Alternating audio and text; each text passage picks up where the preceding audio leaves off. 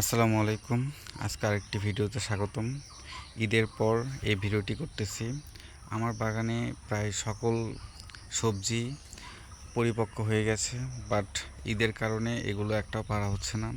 তো আজকে তাও পারতে হবে, কারণ এগুলো মোটামুটি বয়স্ক হয়ে যাচ্ছে, এগুলো পরে আর খাওয়া যাবে না।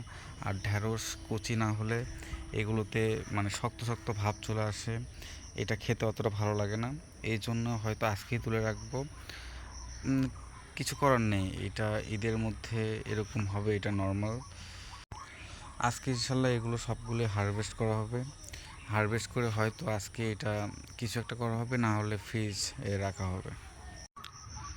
এই দেখতে পাচ্ছেন আমার বেগুনের গাছ, এটা নিয়ে একটা ভিডিও করেছিলাম যে অনেক বড় বেগুনের গাছ হওয়া সত্ত্বেও এখানে কোনো ধরনের ফল আটকে না। এবার একটি ব্যতিক্রমী আইডিয়া আমার মাথায় এসেছিল যে আমি ফেরোমনের ট্র্যাপ লাগানোর পরেও আমার সবগুলো বেগুন বা অন্য ফল ফোটা করে যাচ্ছিল।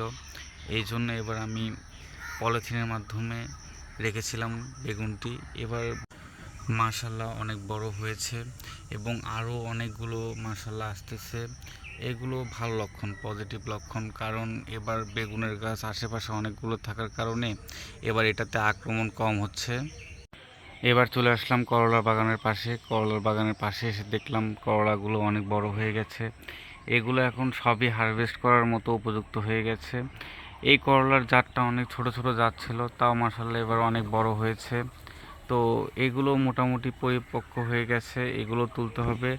অনেক সবজি প্রায় এই কয়েকদিনে পরিপক্ক হয়ে গেছে, ঈদের কারণে এগুলো তোলা হয়নি।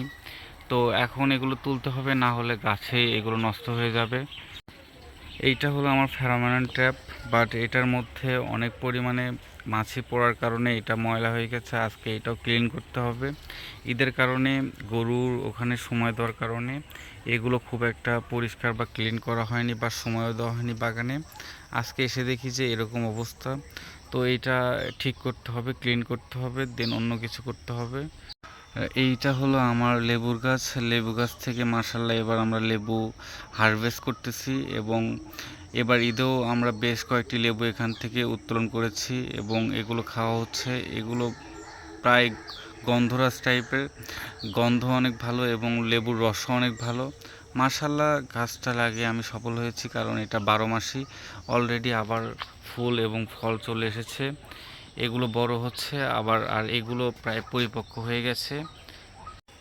আর এইগুলো সিমের গাছ, যেগুলোর আপনাদের একটা শর্ট ভিডিও দিয়েছিলাম, এটার পূর্ণাঙ্গ ভিডিও দিচ্ছি। এগুলো প্রায় অনেক বড় হয়ে গেছে মাশাল্লাহ, এগুলো প্রায় ভালোই গ্রোথ।